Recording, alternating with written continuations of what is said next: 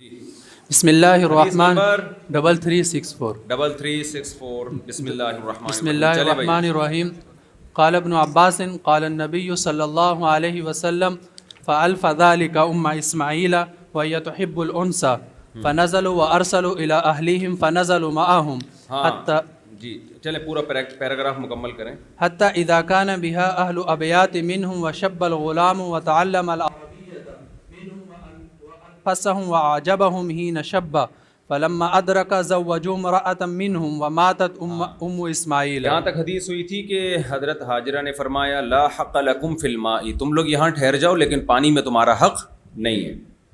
حضرت عبداللہ بن عباس فرماتے ہیں رسول اللہ صلی اللہ علیہ وسلم نے فرمایا یہ چیز انہوں نے ام اسماعیل کو پایا، وہی تحب الانس، حضرت ام اسماعیل یعنی حضرت ہاجرہ انسیت چاہتی تھیں کہ لوگ آ کے یہاں پر رہیں. اللہ نے آپ کی حاجت پوری کی. فنزلوا ارسلوا الی اہلہم فنزلوا معہم، وہ قبیلہ وہاں ٹھہر گئے، انہوں نے اپنے باقی قبائل کو بھی بلا لیا کہ بھئی یہاں پانی، ہم یہاں اسٹے کر. پہلے زمانے میں آبادیاں ایسے ہی ہوتی تھیں، جہاں پانی نظر آیا لوگ ٹھہر جاتے تھے. حتیٰ اذا کان بہا اہل ابیات منہم وشب الغلام، یہاں تک کہ بہت سارے وہاں گھرانے آباد ہو گئے اور حضرت اسماعیل جوان ہوئے. وتعلم العربیۃ منہم، حضرت اسماعیل نے اس قوم سے عربی سیکھی. اس سے پتہ چلا کہ عربی زبان اصل میں جرہم قبیلے کی زبان تھی، ابراہیم علیہ السلام کی زبان عربی نہیں تھی. اچھا وانفسہم واعجبہم حین شب، حضرت اسماعیل ان کو بڑے نفیس لگے اور بہت خوبصورت لگے جب وہ جوان ہوئے. یعنی اس قبیلے کی نظر میں حضرت اسماعیل کی جو پرسنالٹی تھی اس میں بڑی اٹریکشن تھی. ظاہر ہے پیغمبر کے بیٹے تھے، بہت خوبصورت تھے. فلما ادرکا، جب بالغ ہوئے، زوجوہم امرأۃ منہم، اس قبیلے نے اپنی کسی خاتون کی شادی، لڑکی کی شادی ان سے کر دی اور حضرت ہاجرہ کا انتقال ہو گیا. چلو بھائی آگے پڑھو. فجاء ابراہیم بعدما تزوج اسماعیل یطالع ترکته فلم یجد اسماعیل. حضرت ابراہیم علیہ السلام حضرت اسماعیل کی شادی کے بعد آئے فسأل اور امرأة، طریقہ کا مطلب اپنے چھوڑے ہوئے خاندان کو دیکھنے کے لیے، طریقہ ترکہ کو بھی کہتے ہیں نا جو، تو اپنے چھوڑے ہوئے خاندان کے حال احوال پوچھنے کے لیے اتنے عرصے کے بعد آئے. تو اللہ کا حکم تھا اتنے عرصے کے بعد زیارت کریں جا کے. اور اسماعیل علیہ السلام بالغ ہو کے نکاح ہو گیا تھا ان کا، تو پہلے تو ظاہر ہے جلدی بلوغت میں نکاح ہوا کرتا تھا. تو حضرت اسماعیل علیہ السلام کو دیکھا، فلم یجد اسماعیل، دیکھا کہ حضرت اسماعیل کے گھر پر آئے، ان کی زوجہ کو بتایا نہیں کہ میں تمہارا سسر ہوں اور اسماعیل کا والد ہوں، ان کو یہ نہیں بتایا. دیکھا کہ اسماعیل گھر پہ نہیں ہے. فسأل امرأته عنه فقالت خرج يبتغي لنا. ہاں ان کی زوجہ سے پوچھا اسماعیل کہاں ہے، انہوں نے فرمایا کہ وہ ہمارے لیے رزق تلاش کرنے نکلے ہیں. حضرت اسماعیل علیہ السلام رزق کیا تلاش کرتے تھے؟ شکار کرتے تھے. ارمو فإن اباکم کان رامیہ، حدیث میں آتا ہے آپ نے قریش سے فرمایا کہ تیر اندازی کرو، اس لیے کہ تمہارے باپ اسماعیل تیر انداز تھے. تو وہ تیروں کے ذریعے جنگلی جانوروں کا شکار کرتے، اسی کے گوشت پہ گزارا ہوتا تھا. ثم سألها عن عيشهم وهيئتهم فقالت، ہاں دیکھو یہ بہت اہم بات ہے، یہ جو جملہ ہے نا حضرت اسماعیل گوشت پہ گزارا کرتے تھے، تو یہ جو اسلام ہے نا، اسلام یہ گوشت خور مذہب ہے. دنیا میں بہت سارے لوگ ویجیٹیرین ہیں جو سبزیوں پہ گزارا کرتے ہیں، کچھ ایسے ہیں جو گوشت اور سبزی دونوں. اسلام میں گوشت کی زیادہ فضیلت ہے. پہلے ڈاکٹر لوگ اس کے بڑے خلاف تھے گوشت کھانے کے، اب ساری دنیا کے ڈاکٹر ایک ہی بات پہ آ گئے ہیں کہ گوشت کو زیادہ فوکس کریں، پروٹین ہے، اور یہ جو اناج، غلہ، گندم اس کو کم کریں اپنی لائف سے، کیونکہ گوشت خور موٹا نہیں ہوتا، فل آف پروٹین ہوتا ہے، فیٹ اس میں کم ہوتا ہے، ایکٹیو ہوتی ہے اس کی باڈی. یہ بھی ایک آپ اس کو یوں سمجھیں کہ اسلام کے معجزوں میں شامل کر سکتے ہیں. رسول اللہ صلی اللہ علیہ وسلم کی جو پچھلی امتوں میں علامتیں تھیں ان میں ایک علامت یہ بھی تھی کہ گوشت خور پیغمبر ہوں گے. ہماری جتنی تہوار ہیں، بقرعید پہ گوشت ہے، دم جب ہم دیتے ہیں حج عمرے میں وہاں گوشت ہے، عقیقے میں گوشت ہے، ولیمے میں آتا ہے اورم ولو بشاتن، اگرچہ ایک بکری کیوں نہ ہو. یہاں تک کہ امام محمد نے فرمایا کہ اگر کوئی قربانی کے حصے میں ولیمے کا حصہ بھی ڈال دے گا ایک، تو وہ بھی یعنی وہ عراقہ علی وجہ القربہ ہی کہلائے گی. بھائی قربانی کے جانور میں آپ اگر عقیقے کا حصہ ڈالتے ہیں تو قربانی بھی ہوگی، عقیقے بھی. وجہ اس کی ہے کہ عقیقے کا جو حصہ ہے اس میں عراقت و دم علی وجہ القربہ ہے نا، گوشت کھانے کی نیت سے حصہ ڈالیں گے تو نہیں ہوگا. تو امام محمد کی رائے یہ ہے کہ اگر ولیمے کا حصہ ڈال دیں تو بھی قربانی ہو جائے گی، یعنی ولیمے کا گوشت بھی گویا علی وجہ تقرب اس کا یعنی جانور ذبح کیا جاتا ہے. فتویٰ اگرچہ اس قول پہ نہیں ہے لیکن ایک مجتہد کا بہرحال قول ہے. تو اس سے پتہ چلتا ہے. چلو آگے. فقالت نحن بشر نحن فی ضیق وشدۃ. ان کی زوجہ سے پوچھا کیسے حالات چل رہے ہیں. حضرت اسماعیل کی زوجہ نے کہا بہت تنگی میں، بہت حالات ہمارے خراب ہیں، شر میں ہیں، مصیبتوں میں پڑے ہوئے ہیں. فشکت اور الیہ شکایتیں کرنا شروع کر دی. قال فاذا جاء زوجی اقرئی علیہ السلام وقولی له یغیر عتبۃ. ہاں، حضرت ابراہیم نے فرمایا جب تمہارے بیٹے آئیں تو ان سے کہنا، ان کو میرا سلام پہنچانا، اور کہنا اپنے گھر کی کواڑ کو تبدیل کر دیں. کواڑ کسے کہتے ہیں؟ گھر کے چوکھٹ ہوتے ہیں نا دروازے کے، تو چوکھٹ گھر کا بدل دیں. کنایتاً بات کی. فلما جاء اسماعیل كأنه آنس شيئا فقال هل جاءكم من أحد؟ قالت نعم جاءنا شيخ كذا وكذا فسألنا عنك فأخبرته وسألني كيف عيشنا فأخبرته أن في جهد وشدة. قال فهل أوصاك بشيء؟ قالت نعم أمرني أن أقرأ عليك السلام ويقول غير عتبة بابك. قال ذاك أبي وقد أمرني أن أفارقك الحقي بأهلك فطلقها وتزوج منهم أخرى. ہاں، تو حضرت اسماعیل علیہ السلام گھر میں آئے تو ان کو اندازہ ہوا کوئی شخص آیا تھا. اپنی زوجہ سے پوچھا کوئی آیا تھا؟ انہوں نے فرمایا فلاں بوڑھا ایک شخص تھا، وہ اس طرح کی اس کی ہیئت تھی، یہ حلیہ تھا، وہ آئے تھے. آپ ہم سے ہمارے بارے میں پوچھا تو میں نے بتا دیا بھائی بڑی مشکلات میں زندگی گزر رہی ہے. تو حضرت اسماعیل نے پوچھا انہوں نے کچھ وصیت کی تمہیں؟ انہوں نے فرمایا ہاں مجھے. انہوں نے کہا کہ سلام پیش کر دینا اور کہنا کہ اپنے گھر کی کواڑ کو، چوکھٹ کو تبدیل کر دیں.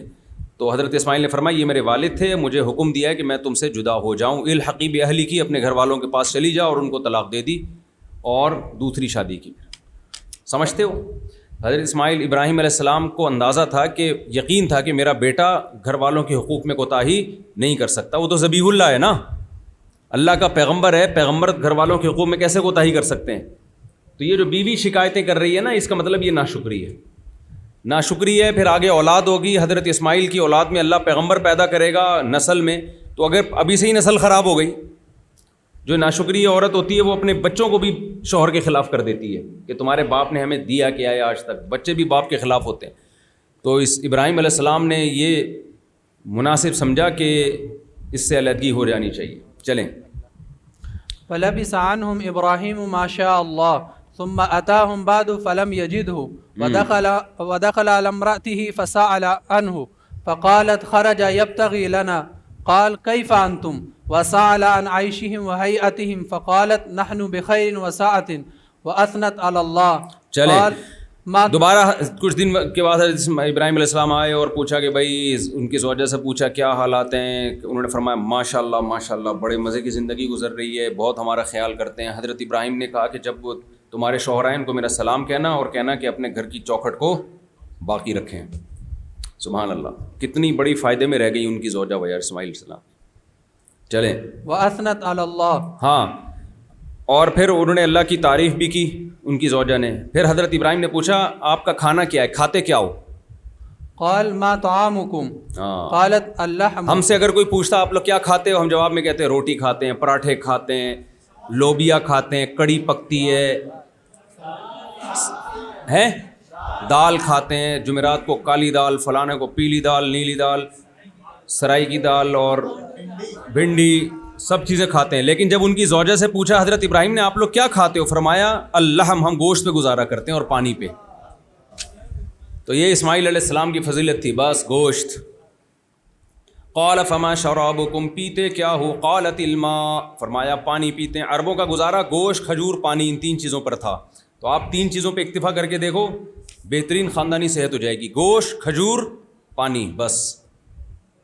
چلو گوشت مہنگا ہے تو پھر یہ باتیں سن کے خوش ہو جاؤ بس خالی. قال اللہم بارک لہم. تم لوگ بھی وہی ناشکرے ہو. صحیح بھائی، ایک مشورہ ہے، پیسے ہیں کرو، نہیں ہے تو بولو اللہ کا دیا بہت کچھ ہے. سرائی کی دال میں اللہ نے بہت لذت رکھی ہے، اور کیا. ہم ابھی خود پراٹھے کھا کے بیٹھے ہیں. چلو. قال اللہم بارک لہم فی اللحم والماء. حضرت ابراہیم نے فرمایا اے اللہ ان کے گوشت اور پانی میں برکت دے دے. دعا مانگی، اے اللہ ان کے گوشت اور پانی میں برکت دے. قال النبی صلی اللہ علیہ وسلم ولم یکن لہم یومئذ حب. نبی نے فرمایا اس وقت ان کے پاس اناج نہیں تھا، گندم، مکئی، یہ سب چیزیں مکہ میں نہیں تھیں، گوشت اور پانی پہ گزارا تھا. ولو كان لهم دعا لهم فيه. اگر یہ لوگ ترکاریاں یا دانے یعنی دالیں وغیرہ کھاتے تو ابراہیم علیہ السلام ان کی دالوں اور ترکاری میں بھی برکت دیتے. تبھی عرب میں ساری زندگی گوشت ہی رہا ہے. اب آ کے تو سعودی عرب میں تیل ویل نکلا ہے تو وہاں وافر مقدار میں اناج غلہ پیدا ہو گیا, ورنہ اناج غلہ وہاں نہیں تھا. کھجور تھا, پانی تھا, گوشت تھا, بس یہ ابراہیم علیہ السلام کی دعا تھی. چلیں, قال فهما گوشت اونٹ کے گوشت, اتنا گوشت اونٹ میں سے نکلتا ہے. چلیں, قال فهما لا يخلو عليهما احد بغير مكة الا لم ہاں نبی نے يوافقه. فرمایا بس یہ دو چیزیں ہیں, یعنی گوشت اور پانی, یہ دونوں چیزیں ایسی ہیں کہ مکہ کے علاوہ کوئی بھی جگہ ایسی نہیں ہے جہاں یہ دونوں چیزیں, صرف دونوں چیزیں ہوں اور لوگ اس پہ گزارا کر لیں. یعنی صرف مکہ کی خاصیت ہے کہ صرف گوشت اور پانی پہ یہاں گزارا ہو جاتا ہے. سمجھ رہے ہو؟ دیکھو عبارت دیکھو, لا یخلو علیہما احد, علیہما کی ضمیر لوٹ رہی ہے لحم اور ماں کی طرف.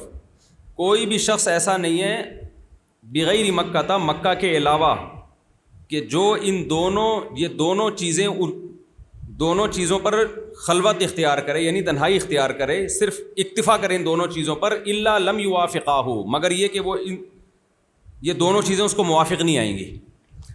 بھائی صرف گوشت اور پانی پہ کوئی گزارا کر سکتا ہے؟ نہیں ہوتا نا. اناج تو اس کو کچھ نہ کچھ مقدار میں چاہیے, فائبر چاہیے. لیکن مکہ ایسی زمین ہے کہ وہاں صرف گوشت اور پانی پہ گزارا ہوتا رہا ہے ہمیشہ. یہ ابراہیم علیہ السلام کی برکت تھی, دعا کی. چلو بھائی. قال فاذا جاء زوجك فاقرئي عليه السلام ومريه يثبت عتبة بابه. فلما جاء اسماعيل قال هل اتاكم من احد؟ قالت نعم اتانا شيخ حسن الهيئة. حضرت ابراہیم کی زوجہ نے فرمایا, اسماعیل کی زوجہ نے فرمایا خوبصورت بزرگ آئے تھے. اللہ پیغمبروں کو حسن دیتا ہے. خوبصورت حیت والے ایک بزرگ آئے تھے, واثنت عليه, اور تعریف کی, بڑے اچھے بزرگ تھے. فسألني عنك فأخبرته, فسألني كيف عيشنا فأخبرته أننا بخير.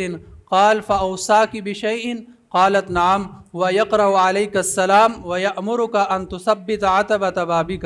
قال ذاك أبي وأنت العتبة أمرني أن أمسكك. ابراہیم اسماعیل علیہ السلام فرمایا میرے والد تھے, انہوں نے مجھے حکم دیا میں تجھے باقی رکھوں. ثم لبث عنهم ما شاء الله ثم جاء بعد ذلك وإسماعيل يبري نبلا له تحت دوحة قريبا من زمزم. ہاں, پھر تھوڑے وقت کے بعد ابراہیم علیہ السلام دوبارہ آئے.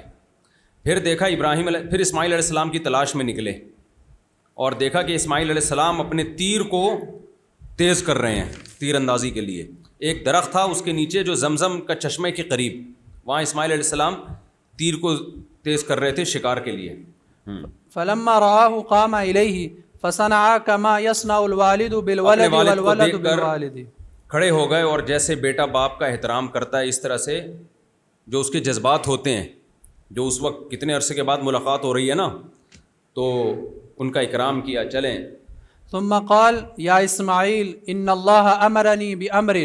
قال فاصنع ما أمرك ربك. قال وتعينوني. قالت وأعينك. کہنے لگے اے اسماعیل اللہ نے مجھے ایک بات کا حکم دیا ہے. حضرت اسماعیل نے فرمایا جو آپ کے رب نے حکم دیا اس کو پورا کریں. حضرت ابراہیم نے فرمایا کیا آپ میری مدد کرو گے؟ فرمایا ہاں مدد کروں گا. تو ابراہیم علیہ السلام نے فرمایا اللہ نے مجھے حکم دیا ہے کہ میں اس کے گھر کو یہاں بناؤں. اقامہ کہتے ہیں ٹیلے کو. ایک بیت اللہ پہلے ایک اونچے ٹیلے پر تھا, اب تو وہ ہوتے ہوتے بالکل زمین سے لگ گیا ہے نا, پہلے یہ اونچا ٹیلا تھا. تو مجھے حکم دیا اس ٹیلے پر میں اللہ کا گھر بناؤں. علامہ حولہا, اس ٹیلے کے ارد گرد, یعنی چار دیواری اس ٹیلے کے ارد گرد کھڑی ہوگی. چلیں. قال فإن الله أمرني أن أبني ها هنا بيتا وأشار إلى أقمة مرتفعة على ما حولها. قال فعند ذلك رفع القواعد من البيت فجعل إسماعيل يأتي بالحجارة وإبراهيم يبني. حضرت اسماعیل پتھر لاتے اور ابراہیم علیہ السلام اس کو جگہ پہ لگاتے.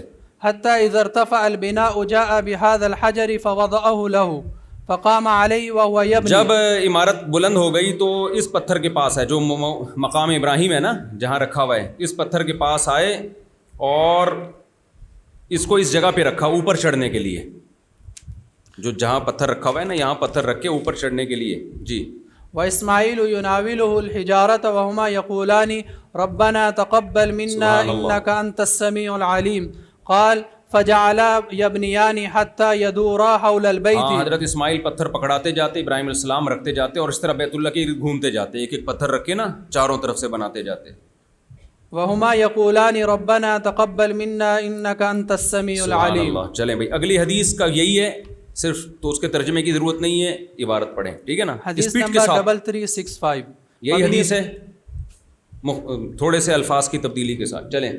وبه قال حدثنا عبد الله بن محمد حدثنا أبو عامر عبد الملك بن عمرو حدثنا إبراهيم بن نافع عن كثير بن كثير عن سعيد بن جبير عن ابن عباس رضي الله عنهما وعنهم قال لما كان بين إبراهيم وبين ہم لوگ أهله. ایسی اسپیڈ سے عبارت پڑھتے تھے نا. حدثنا عبد الله بن محمد قال حدثنا ابو عامر عبد الملك بن عمرو قال حدثنا ابراهيم بن نافع عن كثير بن كثير عن سعيد بن جبير عن ابن عباس رضی اللہ عنہ. اس طرح اسپیڈ سے پڑھو جیسے ہم لوگ پڑھتے تھے.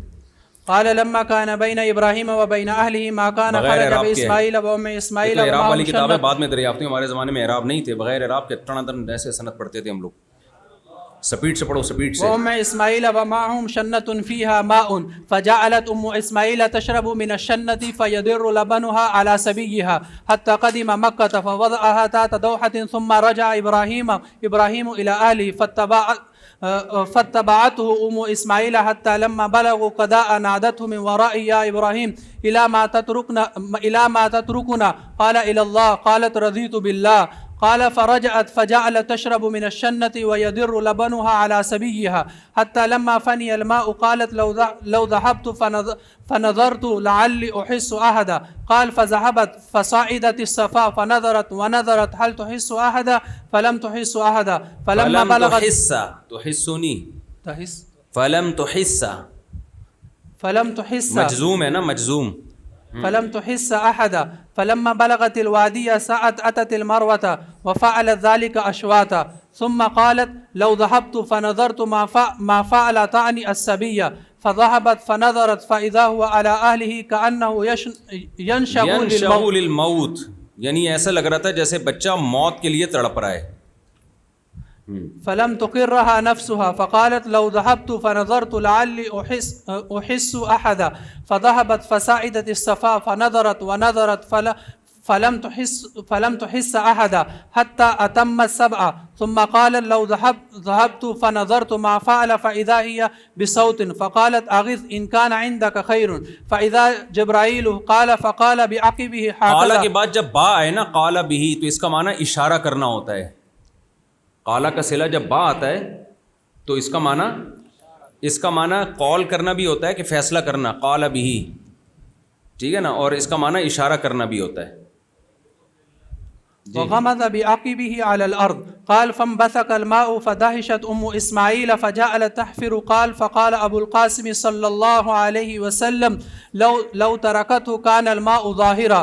قال فجعلت تشرب من الماء ويدر لبنها على سبيها. قال فمر ناس من جرهما ببطن الوادي فإذا هم بطير كأنهم أنكروا ذلك وقالوا ما يكون الطير إلا على ماء. فبعثوا رسولهم فنظر فإذا هو بالماء فأتاهم فأخبرهم فأتوا إليها فقالوا يا أم إسماعيل أتأذنين لنا أن نكون معك أن نسكن معك. فبلغ ابنها فنكح فيه امرأة.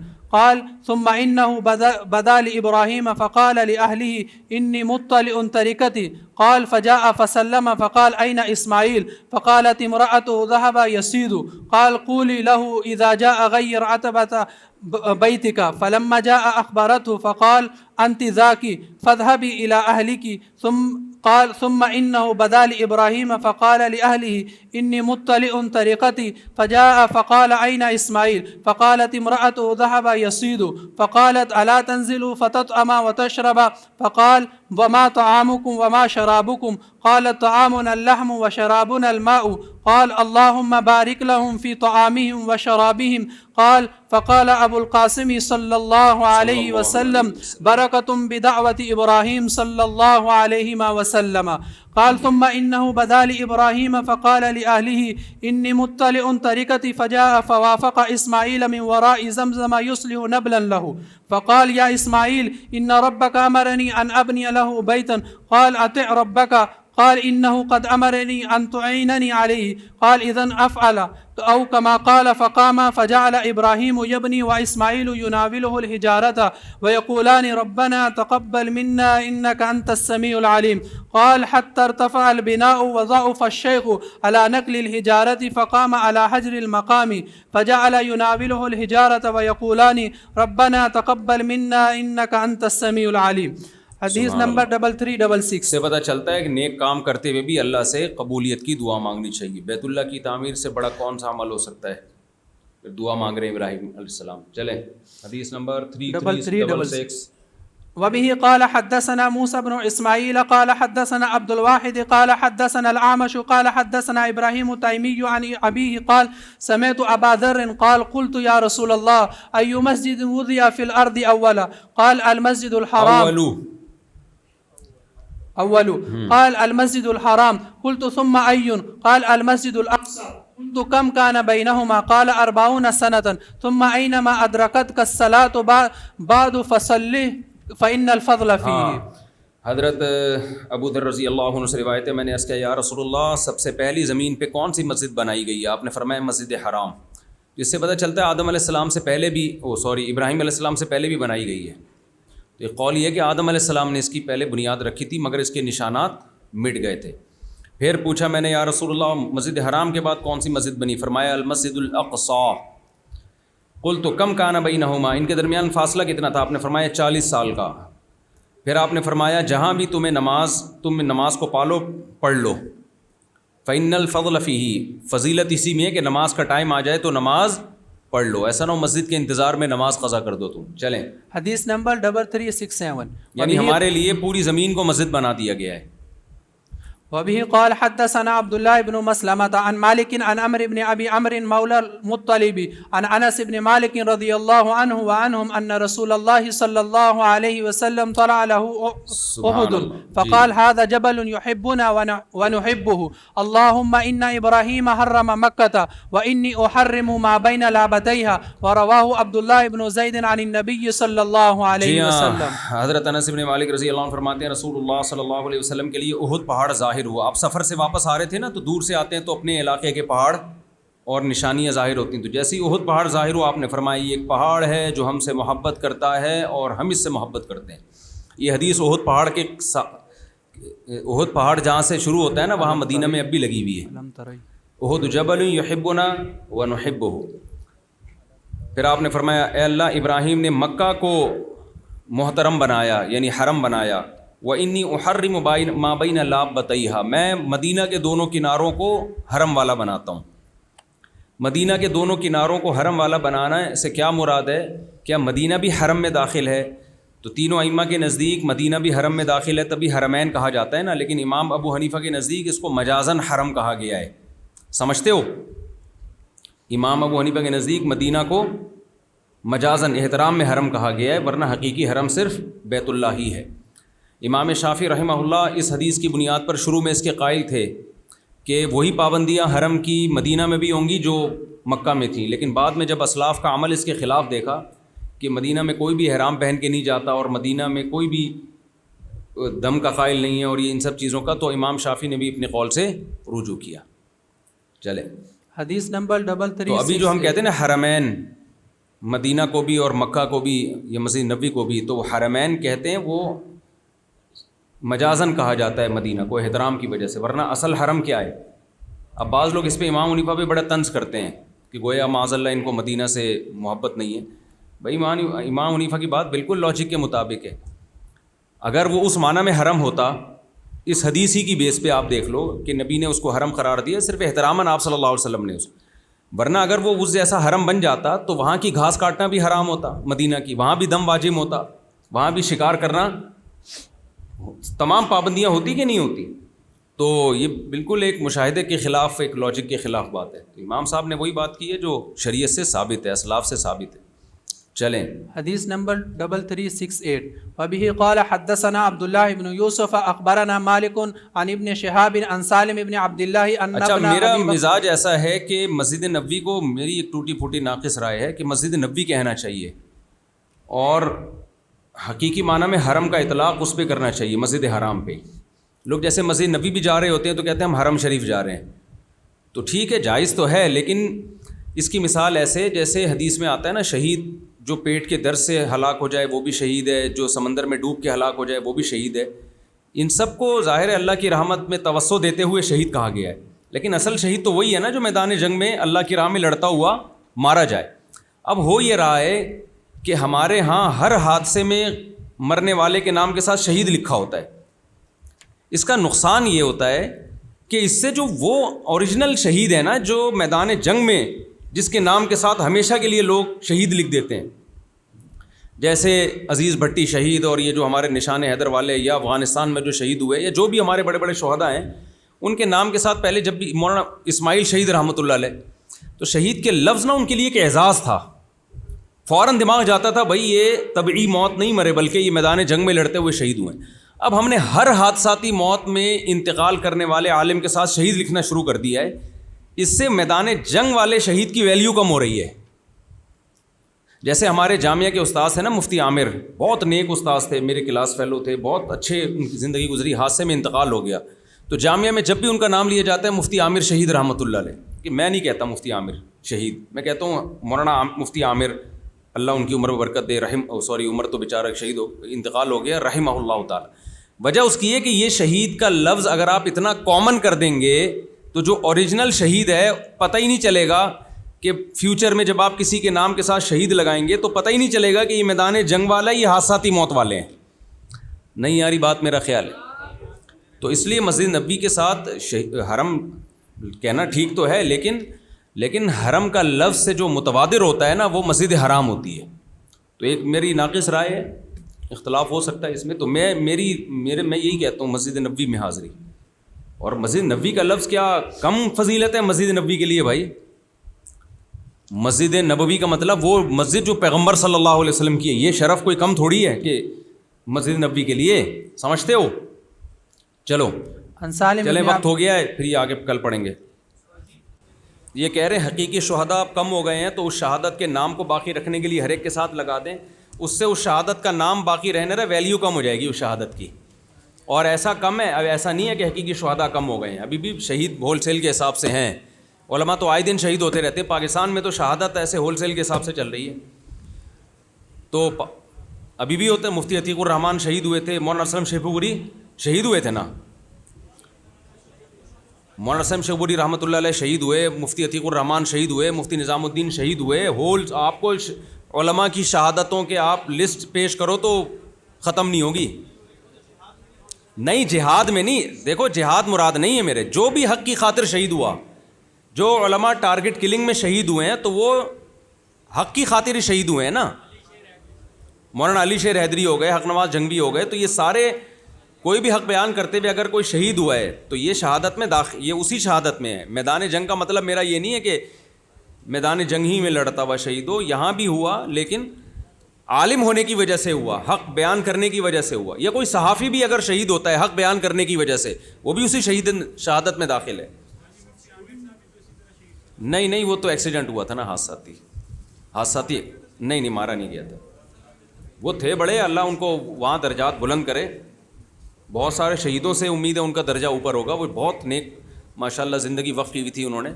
لیکن یہ کہ شہادت جب ایک خاص مرتبہ ہے تو جس کو یعنی جو اعلیٰ درجے کی شہادت ہی کے لیے یہ لفظ استعمال ہوتا ہے تو اسی کے لیے استعمال کرنا چاہیے. میں یہاں تک کہتا ہوں جو ڈاکو کو مارتے ہوئے قتل ہو جائے وہ بھی شہید ہے، اس کے نام کے ساتھ بھی شہید، یعنی حق کی خاطر جو بھی مظلوماً قتل ہوگا وہ شہادت کی فہرست میں داخل ہے. کسی صحافی کو قتل کر دیا حق بیان کرنے کی وجہ سے، وہ سب اس شہید میں، ان کے سب کے نام کے ساتھ شہید لگاؤ. سمجھتے ہیں بھائی؟ حادثاتی موت، طبعی موت جو مظلوماً نہ ہو وہ رہ جائے گا. حادثاتی موت میں جو مر جائے نا، جو مظلوماً یعنی جس کو کسی نے ظلم کرتے ہوئے قتل باقاعدہ نہ کیا ہو، گاڑی کھائی میں گر گئی یا کوئی ایکسیڈنٹ ہو گیا، تو یہ تو حادثاتی اموات ہے نا، اس میں اگلے کی نیت تھوڑی ہوتی ہے آپ کو مارنے کی. اگر آپ کی طرح 4 شادیاں کرتے ہیں تو وقت کو کیسے تقسیم کریں گے تمام بیویوں میں کہ سب میں انصاف باقی رہے؟ کیا ہوا، بند کیوں کر دیا بھائی؟ ہاں بھائی وقت کو ایسے تقسیم کریں گے، ایک رات ایک بیوی کے پاس، دوسری تیسری چوتھی، دن میں تو سب کے پاس جاؤ. ایسا ہی ہوگا، یہ کوئی پہلی دفعہ تھوڑی ہو رہا ہے اس کائنات. سبیل سے شربت پینا، بھائی یہ شیعہ لوگوں کے کام ہے، سبیل سے شربت پینا، ان کو پینے دیں، آپ نہ جائیں وہاں پہ۔ 10 محرم کے دن اپنے متعلقین شیعہ حضرات میں سے کسی کے گھر دعوت میں جانا کیسا جائز نہیں ہے بھائی، ان کو اپنے نہ ان کو چھیڑیں، نہ ان کا وہ کہتے ہیں نہ دوسرے کے مسلک کو چھیڑو، نہ اپنا مسلک چھوڑو، تو ان کے کام ان کو کرنے دو، آپ سنی ہو تو سنیوں کی طرح تمیز سے رہو۔ واقعہ کربلا کا پس منظر بیان فرما دیں۔ حضرت حسین کی شہادت میں یزید کا کیا کردار تھا؟ یزید کے دور حکومت میں سیدنا حسین کا قتل ہوا ہے، اور یزید نے اس قتل کے بعد بھی عبید اللہ ابن زیاد کو برطرف نہیں کیا، نہ سید حضرت حسین کے قاتلوں کو کوئی سزا دی، تو اس کی کوئی تعویل بنتی نہیں ہے جتنا بھی کھینچو تانو، سمجھ رہے ہو؟ اور سیدنا حسین کا قتل کوئی ہلکی بات نہیں تھی کہ ہم یزید کو معاف کر دیتے کہ جناب آپ کوئی بات نہیں یار، حکومت کے لیے بڑے مسائل ہوتے ہیں، اس لیے یزید کی برائی اگر نہیں ہوتی تو تعریف تو کم از کم نہیں کرنی چاہیے۔ بعض لوگ سے برائی نہیں ہوتی تو کم از کم تعریف تو نہ کرو نا۔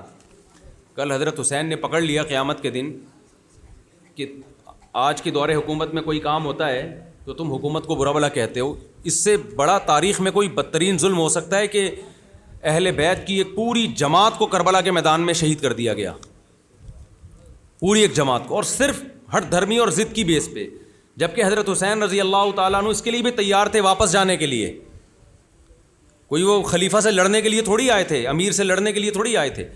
تو اتنا بھی خیال نہ کرنا کہ نبی صلی اللہ علیہ وسلم کے نواسے ہیں اور کتنے اہل بیت آپ کے ساتھ، گھر کی مستورات کے ساتھ ہیں، عورت کے ساتھ تو کوئی آپ کے گھر میں آ جائے تو انسان اس کو عزت دیتا ہے، تو یہ ہلکی بات نہیں ہے، یہ بہت بڑی بات ہے۔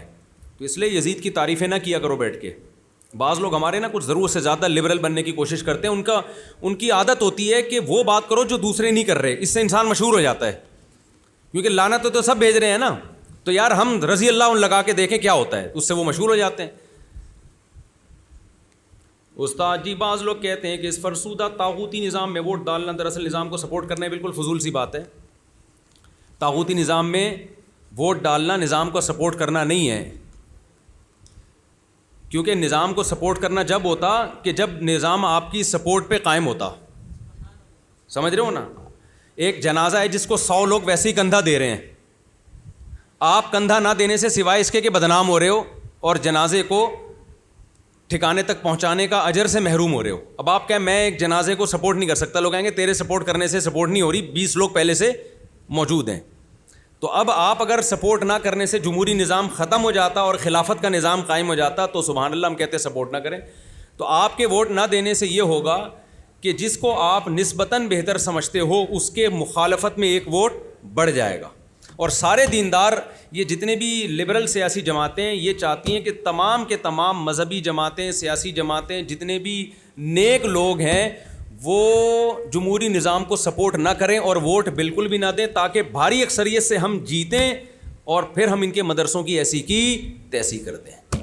یہ بے وقوفانہ قسم کا نعرہ ہے جو لگایا جاتا ہے کہ ہم جمہوری نظام کو سپورٹ نہیں کر سکتے۔ تم سپورٹ کیوں، تم سے مانگ کون رہا ہے سپورٹ؟ لوگ تو کہہ رہے ہیں تم نہ کرو سپورٹ بھائی، تو ایک سسٹم ہے، گراؤنڈ ریئلٹی آپ کے پوچھے بغیر وہ سسٹم چل رہا ہے سوسائٹی میں، تو آپ کو اس کو جب چینج نہیں کر سکتے تو اسی کا حصہ بن کے شر کو کم کرنا پڑے گا آپ کو۔ باقی میں اس نظام کا قائل نہیں ہوں جو جمہوری نظام چل رہا ہے، میں اس کا قائل نہیں ہوں، لیکن میں کہہ رہا ہوں کہ ہم نے زمینی حقیقت کو دیکھ کے یہ دیکھنا ہے کہ کم درجے کا شر کس میں ہے۔ یونیورسٹی آف باولپور کے واقعے کے بارے میں آپ کی کیا رائے ہے؟ اس میں جس میں 5500 معصوم لڑکیوں کے ساتھ زیادتی ہوئی ہے، بھائی یہ تو کو ایجوکیشن سسٹم میں بہت پہلے سے ہو رہا ہے، یہ تو ابھی پکڑا گیا، یہ تو پروفیسر صاحب پکڑے گئے ابھی، ورنہ تو ہمارے پاس پہلے سے بہت سارے حالات واقعات ہیں۔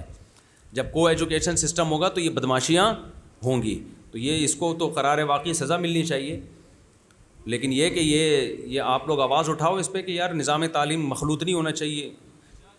کالج اور یونیورسٹیوں میں لڑکیوں کے الگ کالج یونیورسٹیاں ہوں جہاں مردوں کا داخلہ ممنوع ہو، سمجھتے ہو کہ نہیں سمجھتے؟ ہوگا کچھ بھی نہیں، دیکھنا یہ بھی چھوٹ جائے گا تھوڑے دنوں میں۔ یہ لبرل لوگوں کے ہاں یہ زنا، بدکاری اور یہ سب چیزیں ان کی کوئی ویلیو نہیں ہے۔ یورپ میں اگر کوئی کسی لڑکی کا ریپ کر لے تو میرا خیال ہے تھوڑی سی سزا ہے، اس کو 2-3 چماٹ مار کے بھیج دیتے ہیں اور بولتے ہیں شٹ اپ، آئندہ نہیں کرنا، بدتمیز۔ چلو ان لوگوں کیا یہ کوئی ویلیو تھوڑی ہے، تو ہم لوگ اس کو زنا کو، بدکاری کو کہتے ہیں یار کیا ہو گیا۔ یہ جو لبرل لوگ ہیں نا ان کے ہاں زنا، بدکاری کچھ بھی نہیں ہے، اس کی کوئی ویلیو نہیں ہے ان کے یہاں، کہتے ہیں کیا ہو گیا بھائی، کوئی مارا تھوڑی ہے اس کو، کوئی قتل تھوڑی کیا ہے، یہ اس کو دیکھتے ہیں۔ وہ میں نے بتایا تھا نا کہ انگریز کے یہاں واقعہ ہوا تھا ایک پٹھان نے انگریز کو بولا کہ ہم لوگ کے یہاں بڑی غیرت ہے, ہم عورت کے معاملے میں بڑے غیرت مند ہوتے ہیں. تو انگریز نے کہا ہم لوگ کے یہاں بھی غیرت ہے. پٹھان حیران ہو گیا, بھائی تم لوگ کے یہاں انگریزوں کی غیرت ریکارڈ کر رہے ہو کہ نہیں کر رہے؟ ہاں کرتے رہو, جب تک میں منع نہیں کروں ریکارڈنگ جاری رکھو. تو انگریز جو تھا نا, اس نے انگریز کو آ کے بولا کہ بھائی تم لوگ کیا کوئی غیرت کا کوئی واقعہ سناؤ. پٹھان نے بولا, انگریز نے بولا یار, انگلش میں بتا رہا ہے نا, اس کا پٹھان ترجمہ کر رہا تھا. اس نے بولا یار ہم نے اپنی لڑکی کو دیکھا پارک میں کسی لڑکے کے ساتھ بیٹھی ہوئی ہے, تو مجھے بہت غیرت آئی. پٹھان ایک دم غصے میں, تو نے کیا کیا؟ پھر انگریز کہتا ہے میں نے بولا اس دفعہ تو چھوڑ دیا, معاف کر دیا, اگلی دفعہ نہیں چھوڑوں گا میں. غیرت. تو کہہ رہے ہیں اگلی دفعہ دوبارہ. وہ انگریز کہتا ہے میں نے اپنی بیٹی کو کسی مرد کے ساتھ, لڑکے کے ساتھ دیکھا قابل اعتراض حالت میں, تو پھر تو مجھے بہت غصہ آیا. میں نے کہا پچھلی دفعہ چھوڑ دیا تھا, بس اس دفعہ اور چھوڑوں گا, اگلی دفعہ نہیں چھوڑوں گا میں. بہت ہو گیا. غیرت نا, یہ میں بتا رہا ہوں لبرل لوگوں میں یہ غیرت کا یہ معیار بن چکا ہے. کہہ رہا ہے پھر کیا ہوا, میں نے دیکھا کہ وہ میرے گھر میں, میرے بیڈ روم میں, میرے صوفے پہ میری بیٹی بوائے فرینڈ کے ساتھ. پھر تو میرا دماغ گھوما. پٹھان نے کہا پھر کیا کیا؟ پٹھان کا خیال تھا اب تو غلط دبا دیا ہوگا. کہہ رہے ہیں میں نے گھر سے صوفہ ہی نکال دیا. میں نے کہا اب 2 دفعہ برداشت ہو گیا, اب تیسری دفعہ تھوڑی برداشت کریں گے ہم. 2 دفعہ برداشت ہو گیا بھائی, بار بار کون برداشت کرتا ہے یہ بغیرتی. تو یہ جو یونیورسٹیوں میں اس طرح کے واقعات ہوتے ہیں نا, یہ لبرل لوگوں پہ کوئی اثر نہیں ہوتا. وہ کہتے ہیں کیا ہے, انجوائے کر لیا. تو ان کے یہاں اتنی کوئی ویلیو نہیں ہے. جو لبرل پنے کی انتہا کو, میں نہیں کہہ رہا سارے لبرل ایک جیسے ہوتے ہیں, ان میں بھی خاندانی لوگ ہوتے ہیں, لیکن یہ سوسائٹی جس طرف کو جا رہی ہے وہ ادھر ہی کو جا رہی ہے. یہ تو ہم اور آپ غمزدہ ہیں, ان لوگوں کو کوئی وہ اتنی کوئی مسئلہ نہیں ہوتا ان کے. تو آواز اٹھاؤ میرے بھائی اس پر کہ کو ایجوکیشن سسٹم کو ختم کریں. پروفیسر کیوں آ کے لڑکیوں کو پڑھا رہا ہے؟ ٹین ایجر لڑکیوں کو 45 سال کے ٹھرکی بڈھے پروفیسر پڑھاتے ہیں. سب نہیں ہوتے ایک جیسے, بڑے خاندانی بھی ہیں ان میں, لیکن ان میں بڑے بڑے ٹھرکی بڈھے ہوتے ہیں. اور میں جانتا ہوں ایسے پروفیسروں کو, 45-50 سال کے پروفیسر 18 سال کی لڑکیوں سے چھپ چھپ کے نکاح کیے ہوئے, ان کو پٹا کے 2 سال 3 سال ان کو رکھتے ہیں. اس کے بعد پھر ان کی شادی ہونے والی ہوتی ہے. تو یہ نیک پروفیسر ہیں جو اس طرح کر رہے ہوتے ہیں, اور جو برے ہیں وہ تو پتہ نہیں بغیر نکاح کے کر رہے ہوتے ہیں. ماں باپ کو پتہ بھی نہیں ہوتا, وہ سمجھتے ہیں ہماری بچی ماشاء اللہ پڑھنے کے لیے گئی ہوئی ہے. تو کیسز تو ہمارے پاس آتے ہیں نا, جب مسائل ہوتے ہیں تو پھر لڑکیاں رابطہ کرتی ہیں خود کہ بھئی ہمیں تو پروفیسر صاحب نے ورغلا کے شادی کی ہے اور یہ ہو گیا. بس ماں باپ کی نظر میں ایجوکیشن سب کچھ ہے, غیرت ویرت ختم ہوتی جا رہی ہے. استاد جی نگران وزیر اعظم کے لیے سوشل میڈیا پر آپ کا نام گردش کر رہا ہے, اگر مجھے پیشکش ہوگی تو آپ کیا, مجھے اگر وزیر اعظم کی پیشکش ہوئی اور مکمل اختیارات ہوئے تو میں اس عہدے کو فوراً قبول کرتے ہوئے سب سے پہلے کیا کروں گا؟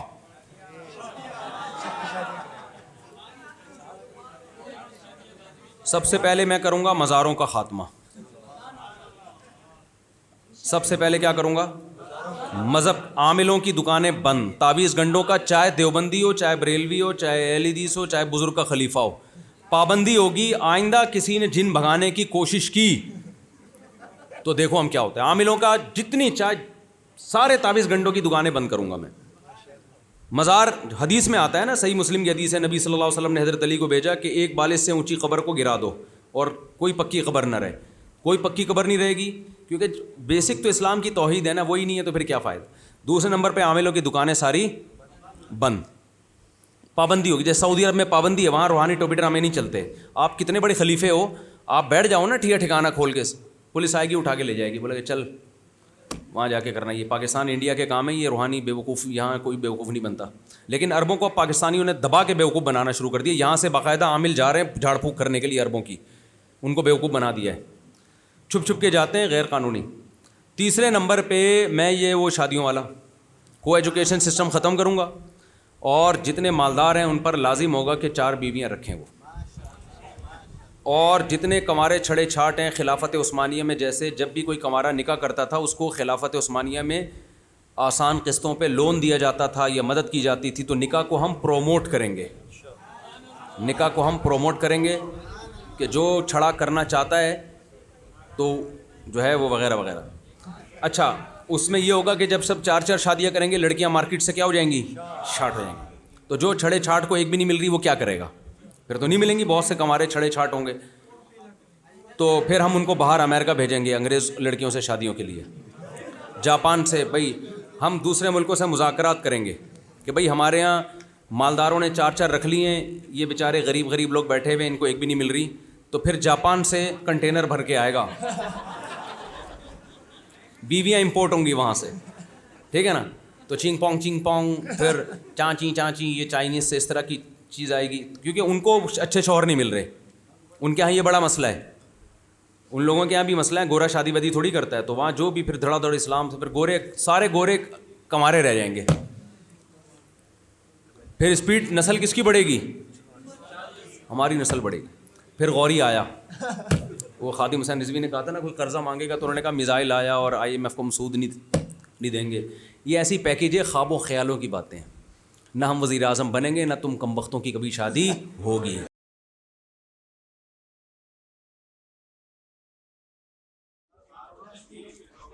بسم اللہ الرحمن الرحیم۔ باب التشدید فی البول، کہ چھوٹے پیشاب کے حوالے سے سنگینی، حکم کی سنگینی اور سختی۔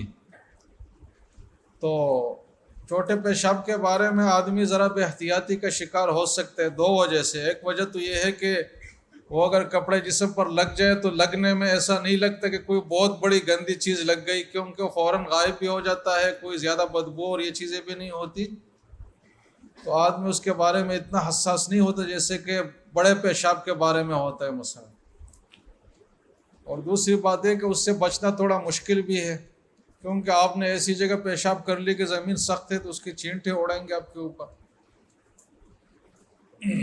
آپ اگر واش روم میں بھی بیٹھے ہیں تھوڑا سا ٹیڑھے میڑے ہو گئے تو بھی یہ چیز ہو سکتی ہے۔ تو ایسی صورت میں پھر امت میں یہ بے احتیاطی آ سکتی تھی، تو حضور نے اس کے بارے میں بہت سخت وعید فرمایا، اور فرمایا کہ یہ کوئی معمولی چیز نہیں ہے، اس کی وجہ سے عذاب قبر ہو سکتا ہے، اور دائمی ہمیشہ عذاب قبر، بہت طویل عرصے تک کے لیے۔ اب قبر میں پڑنا ہی خود عذاب ہے، تو قبر میں عذاب بھی ہو تو پتہ نہیں کیا ہوگا۔ وہ بھی قال حدثنا حناد بن قتيبة وابو كريب قالوا اخبرنا وكيع عن الاعمش قال سمعت مجاهدا يحدث عن طاووس عن ابن عباس۔ اب اس کو ذرا نوٹ کر لے، آگے اس پہ بات آ رہی ہے، یہاں سے نوٹ کر لے، سمعت مجاهدا يحدث عن طاووس عن ابن عباس، نوٹ کر لیا ذہن میں۔ ان النبی صلی اللہ علیہ وسلم مر علی قبرین، کہ حضور کا گزر ہوا 2 قبروں پر، فقالت، تو حضور نے فرمایا کہ انہما یعذبان، امت کو، باقی لوگوں کو عذاب قبر کا احساس نہیں ہوتا، اس لیے تو بہت سارے لوگ اس کے منکر بھی ہیں کہ ہم نے تو مردے کو دیکھا، ہاتھ بھی لگایا، کوئی عذاب ہمیں محسوس نہیں ہوا۔ تو بھائی وہ آپ کو محسوس کرنے کے لیے اللہ نے رکھا ہی نہیں، یہ آپ سے پوشیدہ اللہ نے رکھا ہے، تو پھر کیسے آپ کو محسوس ہو؟ لیکن یہ ضروری نہیں کہ اگر آپ کو محسوس نہ ہو تو عذاب بھی نہ ہو، یہ کوئی لازمی چیز نہیں ہے۔ جیسے کہ خواب دیکھنے والے کو بہت عذاب ہو سکتا ہے، بہت تکلیف بھی اس کو ہو سکتی ہے، لیکن وہ سامنے ساتھ بیٹھنے والے کو محسوس نہیں ہوتا۔ قبر کی حالت خواب سے 1000 درجہ اونچی ہے، مطلب حس کے حوالے سے، کیونکہ اس کو اللہ نے ایک مستقل زندگی قرار دیا ہے، عالم برزخ، اور اس کو ایک زندگی حیات قرار دیا ہے، احییتنا سنتین و امتنا سنتین۔ تو اس میں قبر کا عذاب کا اور نعمت کا احساس ہوگا بھرپور طریقے سے، اگرچہ دنیا سے دیکھنے والوں کو وہ احساس نہ۔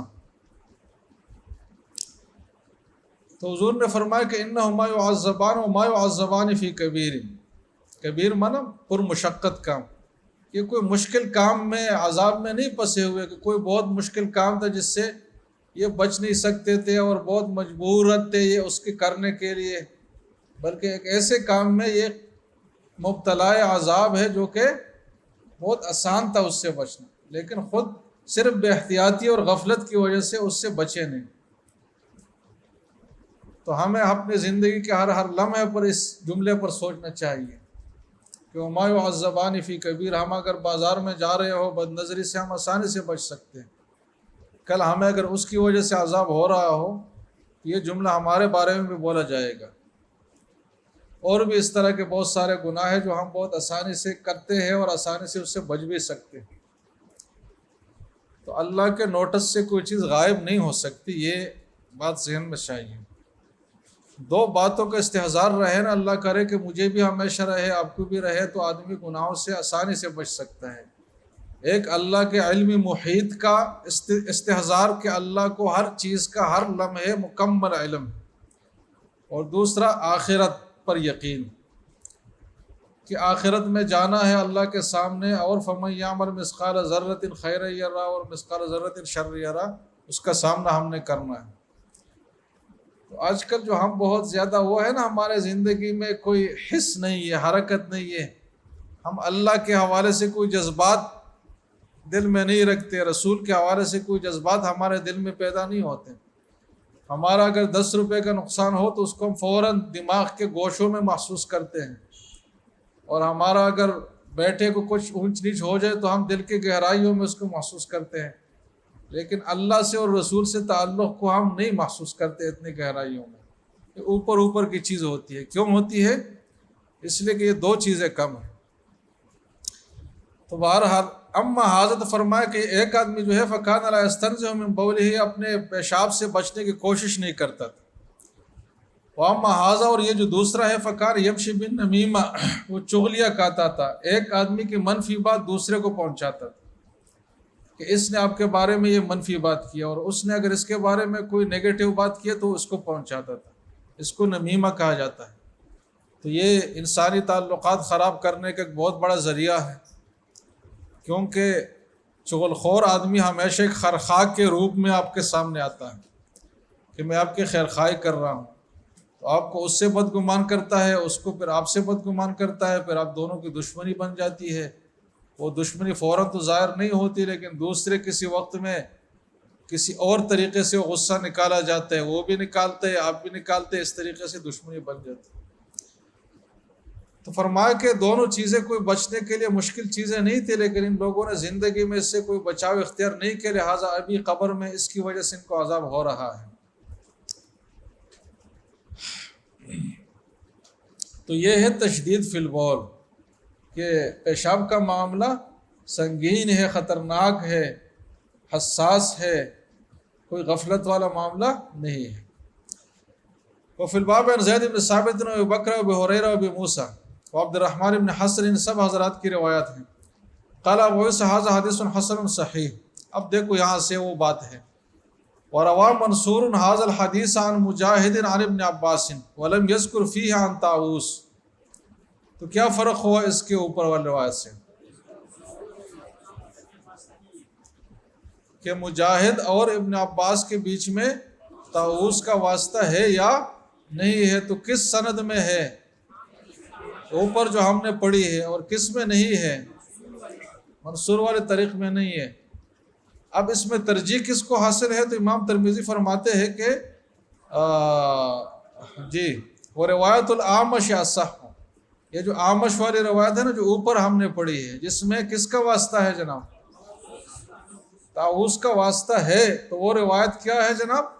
اصح ہے، اگرچہ اس سے سند نازل ہو گئی، کیونکہ جب ایک واسطہ بڑھ رہا ہے تو کیا ہوتا ہے جناب؟ سند نازل نیچے والی ہو جاتی ہے، کیونکہ سند میں جتنے واسطے زیادہ ہوں گے اتنی وہ سند نازل ہوگی۔ لیکن امام ترمذی نے اس کے باوجود اس کو ترجیح دے رہے، تو اس ترجیح کی وجہ بیان کر رہے ہیں۔ وہ وجہ یہ ہے کہ وہ سمعت ابا بکر محمد بن عبان یقول سمعت وکیعا یقول الاعمش احفظ لاسناد ابراہیم من منصور، کہ اعمش جو ہے یہ ابراہیم نخعی کے سندوں کو زیادہ اچھے طریقے سے یاد رکھنے والے تک کس کی بنسبت؟ منصور کی بنسبت۔ تو اس سے اوورآل ایک بات ثابت ہو گئی کہ اعمش زیادہ احفظ تھا بنسبت منصور کے، تو اس لیے ہم نے اعمش والے طریق کو ترجیح دے رہی، اگرچہ اس میں ایک واسطہ زیادہ ہے۔ آپ یہ بات سمجھ رہے نہیں؟ یہ ترمذی میں جو سند کی بات آتی ہے یہ انتہائی بقدر ضرورت ہے، تو اس کو اب یہاں سمجھیں گے، طرز گفتگو کو اور طرز کلام کو، تو آگے جب آپ کل بڑی بڑی کتابوں کا مطالعہ کریں گے، کوئی تحقیق کریں گے، اس میں جرح تعدیل کی کوئی بات آپ کے سامنے آئے گی تو آپ اس کو سمجھ سکیں گے۔ تو یہ کم سے کم درجہ ہے جو یہاں کتاب میں آیا ہے۔ اب دیکھیں امام بخاری نے یہ منصور والی روایت ذکر کی ہے، اور دونوں سے یہ روایتیں دونوں طریق ذکر کیے ہیں، تو اس لیے اس کتاب کے شارحین نے یہ بات کہی ہے کہ اس میں امام ترمذی کا فیصلہ صحیح نہیں ہے، اور حقیقت یہ ہے کہ مجاہد نے حضرت ابن عباس سے ڈائریکٹ بھی یہ حدیث سنی ہے اور طاؤوس کے واسطے سے بھی سنی ہے، اور اعمش کے طریق میں جو طاؤوس کا تذکرہ ہے تو یہ مزید فی متصل الاسانید ہے۔ یہ کیا ہے جناب؟ مزید فی متصل الاسانید، کہ سند متصل میں ایک راوی کا اضافہ ہے۔ تو سند متصل میں اضافہ کب ہوتا ہے؟ جب ایک آدمی نے ڈائریکٹ بھی سنا ہے، متصل ہے، اور اس واسطے سے بھی سنا ہے۔ تو اس لیے مجاہد نے ابن عباس سے طاؤوس کے ذریعے بھی سنا تھا، تو اعمش نے طاؤوس کا ذکر کر لیا، اور منصور نے بغیر طاؤوس کا ذکر کر لیا، اس لیے کہ ڈائریکٹ بھی سنا ہے۔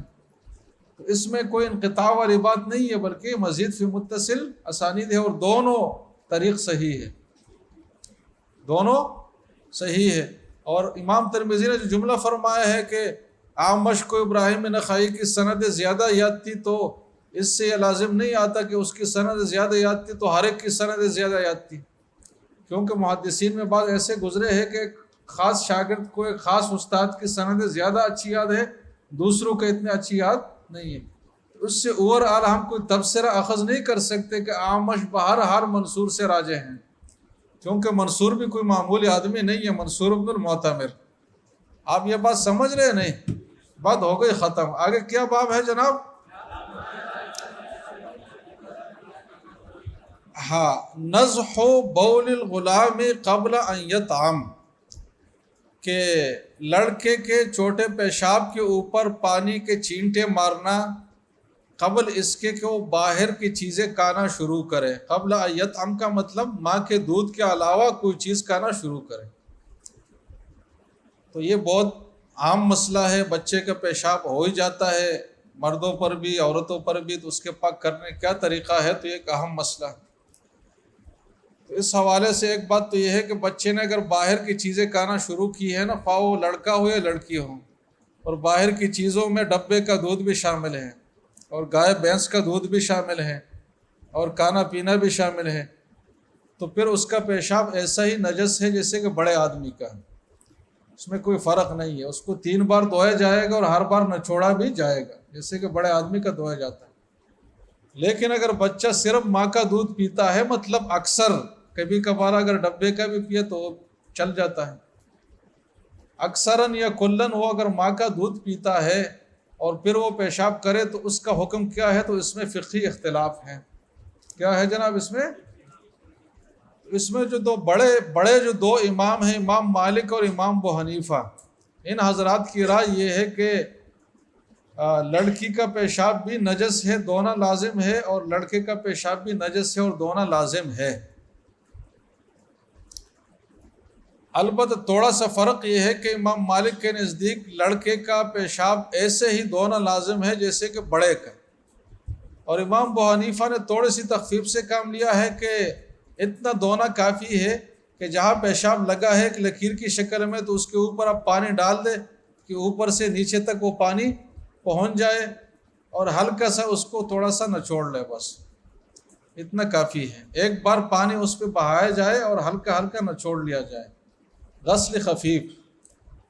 تو نجس ہے، لیکن چونکہ ابتلا اس میں بہت زیادہ ہے نا، اس لیے اگر ہم بڑے کی طرح حکم دیں گے تو یہ مشقت کا باعث ہوگا، لہٰذا تسہیل کے لیے، آسانی کے لیے غسل خفیف بھی کافی ہے۔ لیکن امام مالک بہت شدت سے کام لے رہے ہیں۔ اور دوسری طرف جو امام شافعی اور امام احمد ہے، وہ حضرات فرماتے ہیں کہ لڑکی کے پیشاب کو تو دھویا جائے گا، جیسے کہ ان حضرات کی رائے ہے، لیکن لڑکے کے پیشاب میں دھونا کوئی ضروری نہیں ہے، بلکہ نزح بھی کافی ہے۔ کیا چیز کافی ہے؟ نزح، ذات کے ساتھ، کہ انہوں نے عنوان لگایا ہے۔ اب یہ میں عربی کا لفظ کیوں بول رہا ہوں قصداً؟ اس لیے کہ نسخ کے پھر 2 ترجمے کیے گئے ہیں، ایک ہے چھڑکاؤ کرنا، چینٹا مارنا، دوسرا یہ ہے کہ پانی اس پہ ایسا بہانا کہ جتنا جگہ پیشاب کا ہے بس اتنی جگہ پانی گیر لے، اور وہ پیشاب گوئے کہ پانی میں گم ہو جائے اس کی جگہ۔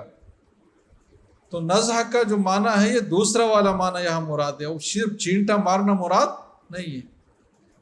تو گوئے کہ شوافی اور حنابلہ کے نزدیک پاکی کے لیے صرف اتنا کافی ہے کہ پانی آپ نے اس جگہ پر بہایا کہ وہ جگہ پانی والی جگہ اتنی غالب آ گئی کہ وہ پیشاب کی جگہ اس میں گم ہو گئی، بس اتنی بات کافی ہے، نہ پانی کا دوسری طرف نکلنا ضروری ہے، نہ کوئی نچوڑنا ضروری ہے۔ آپ بات سمجھ رہے ہیں؟ تو یہ فقہی اختلاف ہے۔ اب ان حضرات کی دلیل کیا ہے؟ کن حضرات کی؟ امام شافعی اور امام احمد کی دلیل کیا ہے؟ تو یہ روایت ہے، یہ حدیث ہے۔ باب ما جاء في نسب بول الرام قبل آیاتهم حدثنا قتيبة واحمد بن منين قال حدثنا سفيان بن عيينة عن الزهري عن عبيد الله بن عبد الله بن عتبة عن ام قيس بنت محصن قالت دخلت بابن لي على النبي صلی اللہ علیہ وسلم کہ میں اپنے بیٹے کے ساتھ حضور کے پاس گئی، لم یاکل الطعام، اور وہ میرا بیٹا جو ہے اس نے باہر کی چیزیں کھانا شروع نہیں کی تھی۔ لم یاکل الطعام کا کیا مطلب؟ یہ نہیں کہ کچھ کھانا ورنہ زندہ کیسے رہتا، بلکہ مطلب باہر کی چیزیں کھانا شروع نہیں کی تھی۔ تو حضور نے مجھ سے وہ بچہ لیا، کیونکہ حضور کو بچوں سے بڑی شفقت محبت تھی۔ تو جیسے اس حضور کے گود میں چلا گیا تو اس نے وہاں پیشاب کر دیا۔ فبال علیہ، تو فدعا بماء فرشہ علیہ، پھر حضور نے پانی منگایا اور پانی کو اس کے اوپر رش کر دیا۔ اب رش کا ترجمہ یہ حضرات کرتے ہیں کہ چینٹا دیا، یا پانی جو ہے وہاں بس ایسا بہایا کہ وہ جگہ گیلی ہو گئی۔ گیلا ہونا زیادہ اچھی تعبیر ہے کہ وہ پوری جگہ گیلی ہو گئی، تو یہ حضرات اس کا یہ ترجمہ کرتے ہیں۔ اب امام مالک اور امام ابو حنیفہ کا استدلال کیا ہے؟ تو یہاں تھوڑا سا امام ترمذی نے اپنے عادت سے ہٹ کر کام کیا ہے۔ ویسے امام ترمذی کی عادت مبارکہ تو یہ ہے کہ وہ ہر مذہب کے لیے الگ الگ باب قائم کرتے ہیں، جیسے کہ ابھی نجاست الماء کے حوالے سے 3 ابواب قائم کیا نا، تو ہر مذہب کے لیے الگ الگ باب۔ تو یہاں بھی ان کو دوسرے موقف کے لیے الگ باب قائم کرنا چاہیے، لیکن نہیں کیا۔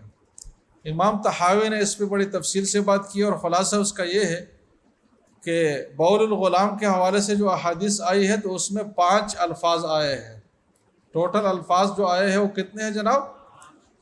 ایک ہے نزح کا لفظ، دوسرا ہے رش کا لفظ، تیسرا ہے صب الماء صاد کے ساتھ صب الماء کا لفظ، سمجھ رہے جناب؟ اور چوتھا ہے کہ لم یغسل ہو غسلا، جو مفعول مطلق ہے، اور نفی جب موصوف بالصفت پر داخل ہو تو نفی کس کی طرف متوجہ ہوتی ہے؟ صفت کی طرف۔ تو لم یغسل ہو غسلا کا مطلب یہ ہے کہ غسل بلیغ نہیں کیا، بہت زیادہ اہتمام سے دھویا نہیں۔ تو چوتھا لفظ ہے لم یغسل ہو غسلا۔ پانچواں لفظ ہے اتبع علیہ الماء، کہ پیشاب کیا تو اس کے پیچھے پانی بہایا۔ اتبع علیہ الماء، اتباع الماء۔ تو کون سی 5 تعبیریں ہیں؟ جلدی بتاؤ، آپ بتاؤ جناب، آپ بتاؤ، آپ کاڑی ٹوپی والے، اس کے ساتھ والے، ہاں کیا نام ہے ان کا؟ ڈاکٹر عمار۔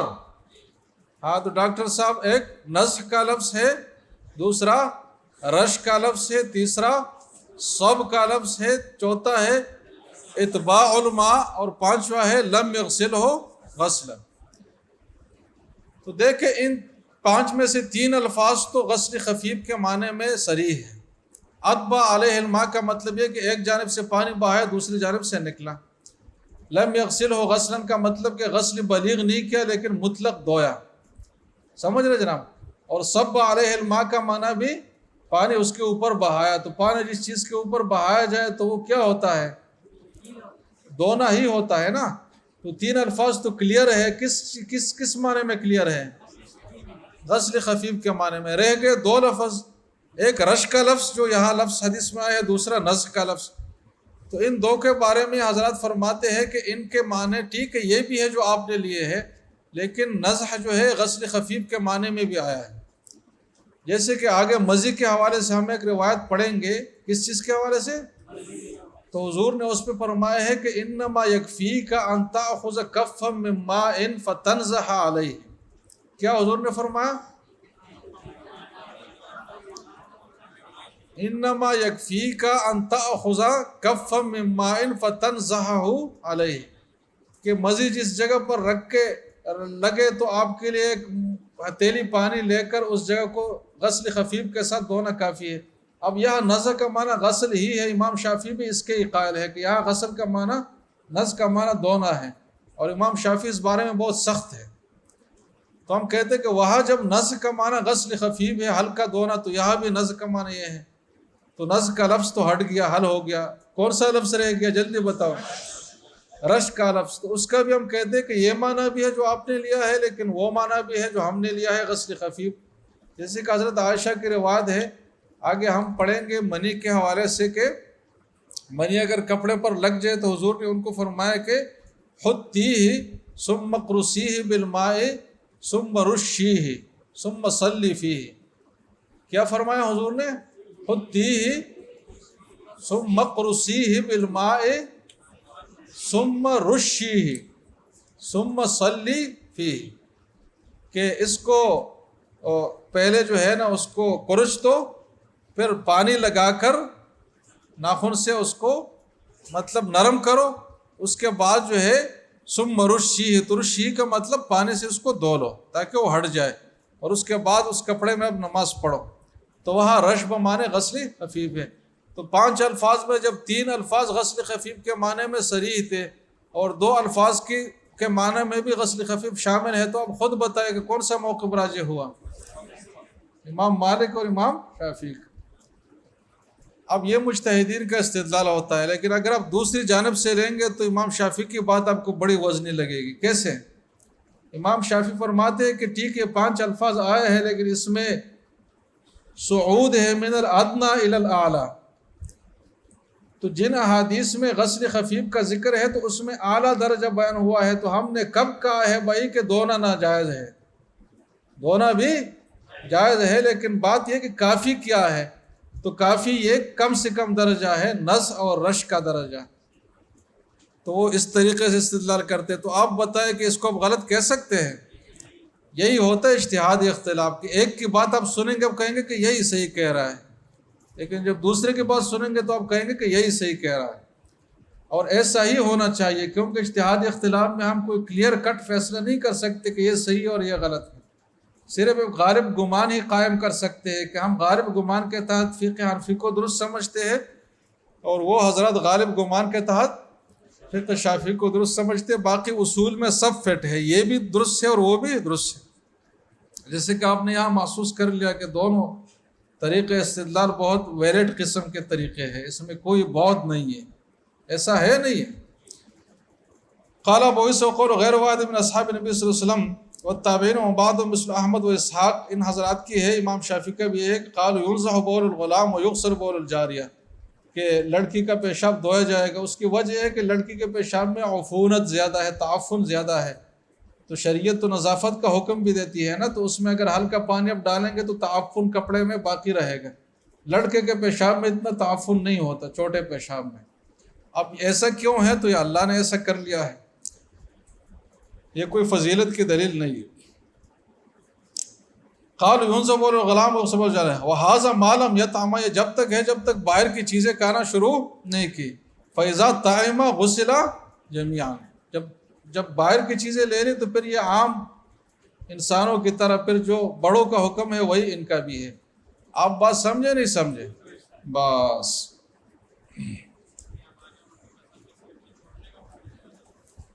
پانی ادھر سے لے کر آخر سے نکلنا، پانی نکلنا، اور دوسرا ہلکا سا نہ چھوڑنا، اس میں نکلنا نہیں ہے، اس میں صرف گیلا کرنا ہے۔